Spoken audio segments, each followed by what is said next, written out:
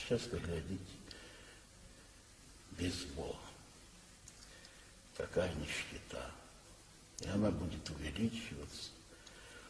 Грех будет возрастать, ибо повелело небо, а земля только будет исполнять.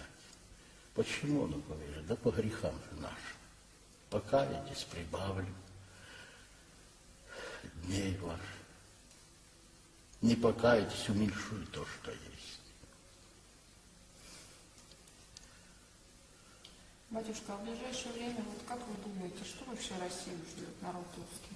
Человечество себе уготовывает гибель само себе.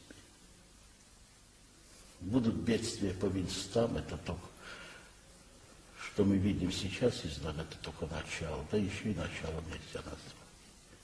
С каждым днем будет все больше и больше и больше. По местам. Завершить это моровая язва, повально. Сразу будут хоронить людей, а потом не в селах будут их хоронить. И города будут задыхаться в своем смраде.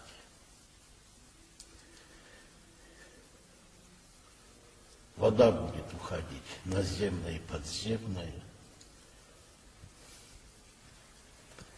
с колоссальной скоростью. И не будет человека радовать. Эта жизнь будет на земле туго и уныние народов сказано. Народов, не народа русского, а народов всех. И драгоценности вот эти повыбрасываются и под печати, и под замки эти, в сейфы поставлять воду и хлеб.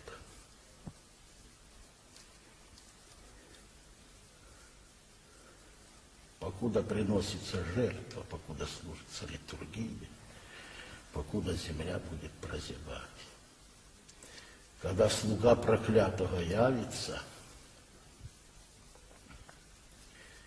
и войдет в доверие народов,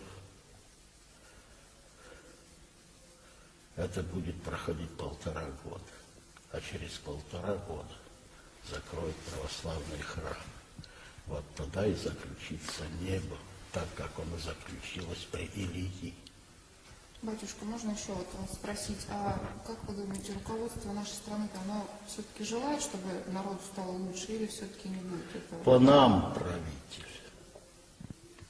Какие мы, такой правитель. Неужели не будет этому конца и края? Будет. Когда Господь повернет время.